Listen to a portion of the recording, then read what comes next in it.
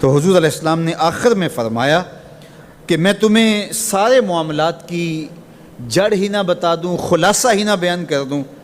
قلت بلا یا نبی اللہ، میں نے کہا اے اللہ کے نبی کیوں نہیں؟ فاخذ بلسانہ، حضور نے اپنی مبارک زبان کو پکڑا، فقال، اور فرمایا، کف علیک ھذا، کہا اس کو روک لے، اس کو کنٹرول کر لے۔ تو کہتے ہیں میں نے کہا اے اللہ کے پیارے محبوب صلی اللہ علیہ وسلم، جو ہم باتیں کرتے ہیں اس سے بھی مواخذہ ہوگا؟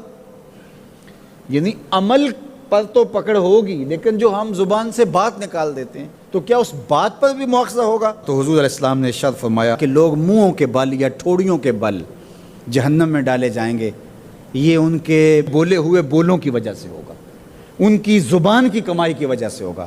تو اپنی زبان کی حفاظت کرو تو جنت کا داخلہ مل جائے گا۔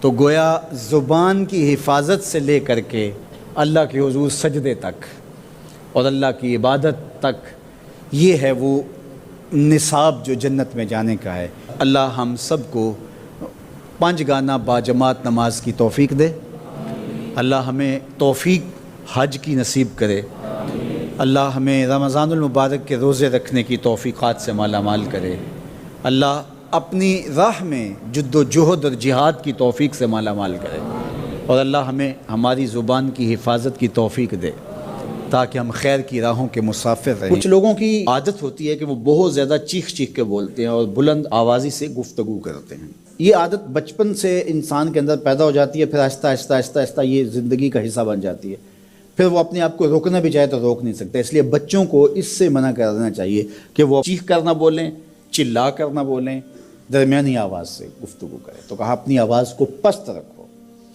اور یہ ممبر و محراب کے مالکوں کو بھی خاص طور پہ اس بات کا بہت خیال رکھنا چاہیے کہ ان کی آواز لوگوں کے کانوں پر بوجھ نہ بنے۔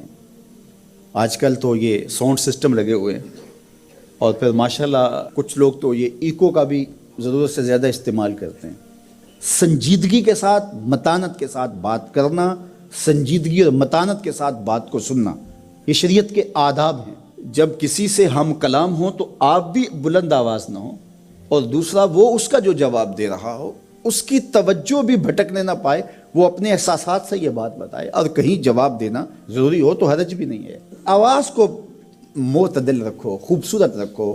تو جس طرح بولنے کے آداب ہے اس طرح سننے کے بھی آداب ہے۔ ویسے ماہرین کہتے ہیں کہ تیز آوازیں بندہ پونے گھنٹے سے زیادہ نہیں سن سکتا، یعنی اس کا سٹیمنا جو ہے وہ اتنا ہی ہے کہ وہ اتنا سن لے، برداشت کر لے اس کے بعد وہ تو الگ بات ہے، لیکن یہ ہے کہ وہ جو آسانی کے ساتھ سن سکتا ہے اتنا ہی سن سکتا ہے۔ تو اس لیے یہ جو لیکچر بھی ہوتے ہیں جو دنیا کی بڑی یونیورسٹی ہیں، وہاں بھی انہوں نے لاکھوں روپے دے کر کے دنیا کے ماہرین بلائے ہوتے ہیں مختلف مضامین پر، لیکن پیریڈ کا دورانیہ یہ نہیں ہوتا وہ 3 گھنٹے کا لیکچر دے رہے ہوں۔ انسان کی جو ہے وہ ایک کیپیسٹی ہے، اس سے آگے نہیں وہ بڑھ سکتا۔ اور مجھے بتائیے انسان کو بنانے والے سے بہتر کون بتائے گا؟ قرآن بتاتا ہے، کیا بتاتا ہے؟ وَغْضُضْ مِنْ صَوْتِكَ، اپنی آواز کو پست رکھو۔ باقی اس کے الگ احکام ہیں کہ اذان دے رہے ہیں، آپ کسی کو پکار کر رہے ہیں، جنگ میں رجز ہے یا کوئی اور بات ہے۔ ابھی لائٹ چلی جاتی ہے اور دور تک لوگ بیٹھے ہیں تو مجھے لامحالہ طور پہ اونچا بولنا پڑے گا۔ میری آواز اونچی ہے تو میں کوشش کروں گا آخری شخص تک آواز پہنچے، وہ ایک الگ بات ہے، لیکن اب یہ آواز ایسے ہی سب تک پہنچ رہی ہے۔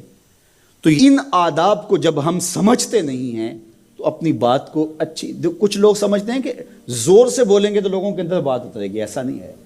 بات زور سے بولنے سے نہیں اترتی، بات دلیل سے اترتی ہے۔ رومی علیہ رحمہ فرماتے ہیں کہ بادلوں کے گرجنے سے نہیں، پھول کھلتے ہیں بارش کے برسنے سے۔ تو بارش برسے گی تو پھر پھول کھلیں گے، بلکہ وہ جتنی آہستہ آہستہ برسے گی اتنی ہی جذب ہوتی چلی جائے گی۔ سہج پکے سو میٹھا ہو۔ اس لیے اپنے لہجوں کو خوبصورت بھی بنائیے، اپنے لفظوں کا انتخاب بھی اچھا کیے، اور اپنی آواز کو پست بھی رکھیے، لوگوں کے کانوں پر آپ کی آواز بوجھ نہ ہو۔